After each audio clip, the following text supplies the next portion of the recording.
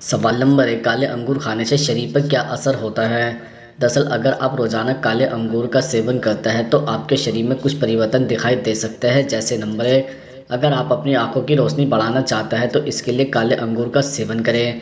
दरअसल काले अंगूर में पाए जाने वाले तत्व आंखों की रोशनी बढ़ाने में मददगार होते हैं। एक रिसर्च में सामने आया है कि काले अंगूर में मौजूद रेसवेलेट्रोल तत्व एंटीऑक्सीडेटिव, एंटी एपोप्टोटिक और एंटी इंफ्लेमेटरी गुणों से भरपूर होता है। ऐसे में इसके सेवन से उम्र से जुड़ी आंखों की दिक्कतें, ग्लूकोमा और मोतियाबिंद जैसी समस्याओं से बचा जा सकता है।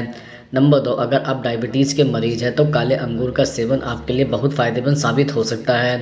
दरअसल काले अंगूरों में एंटी डायबिटिक तत्व होता है, ब्लड शुगर लेवल को कम करने में मददगार सहायक हो सकता है। साथ ही इनमें एंटी हाइपरग्लाइसेमिक गुण से भरपूर रेसवेलेट्रोल नामक केमिकल शरीर में इंसुलिन लेवल को बढ़ने से रोकता है।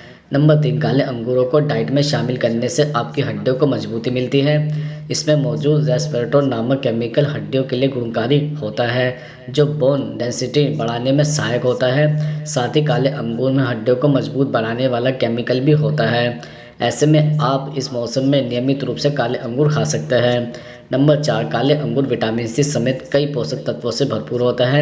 इसे खाने से हमारी इम्यूनिटी मजबूत होती है। नियमित रूप से काले अंगूर खाने से हमारी प्रतिरोधक क्षमता बढ़ती है, जिससे हम कई तरह की बीमारियों और संक्रमण से दूर रहते हैं। सवाल नंबर 2, कौन सी हरी सब्जी खाना सबसे फायदेमंद होता है? दरअसल पालक एक कम कैलोरी वाली सब्जी है, जिससे वजन कम करने में मदद मिलती है।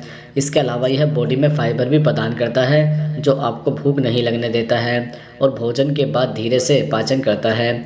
इसके पालक लंबे समय तक आंखों को हेल्दी रखने में मदद करते हैं, क्योंकि इसमें ल्यूटीन और जेक्स्थेंथिन कैरोटीनॉइड होता है। इसके अलावा इसमें विटामिन ए और सी पाया जाता है, जो आपके मोतियाबिंद के खतरे को कम और आंखों की रोशनी को बरकरार रखने में मदद मिलती है। इसके अतिरिक्त पालक folate, vitamin A, vitamin C, vitamin K, vitamin B 6, riboflavin, magnesium और पोटेशियम जैसे पोषक तत्वों से भरपूर होते हैं, जो हमें ऊर्जा प्रदान करता है और थकान दूर करता है। इसके साथ ही पालक में फाइबर होता है, जो हमारे पाचन तंत्र को स्वस्थ रखता है। इससे वजन घटाने में मदद मिलती है। पालक को दोनों ही गर्मियों और सर्दियों के मौसम में खाया जा सकता है।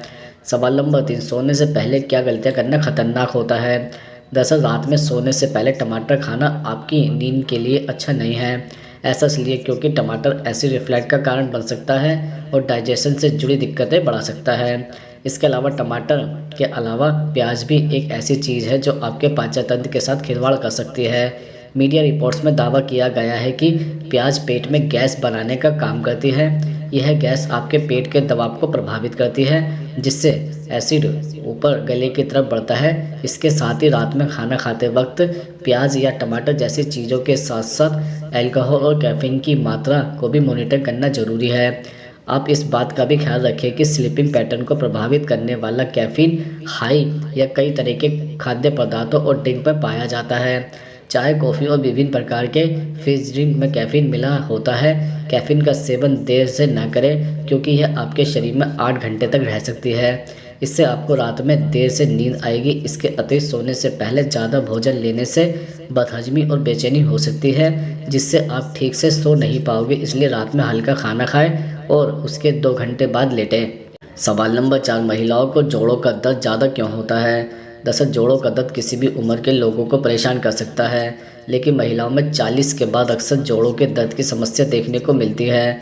खराब लाइफस्टाइल होने, खान पान सही न होने, एक्टिविटीज़ कम होने से जोड़ों की समस्या बढ़ जाती है। पुरुषों की अपेक्षा महिलाओं में यह समस्या अधिक देखने को मिलती है। जिन महिलाओं में मोटापा अधिक होता है उनमें यह समस्या और अधिक गंभीर हो जाती है। इसके कई कारण हो सकते हैं, जैसे नंबर 1, महिलाओं में पुरुषों की तुलना में घुटनों का दर्द अधिक होता है। महिलाओं में यह दर्द आमतौर पर उनकी शारीरिक संरचना की वजह से होता है।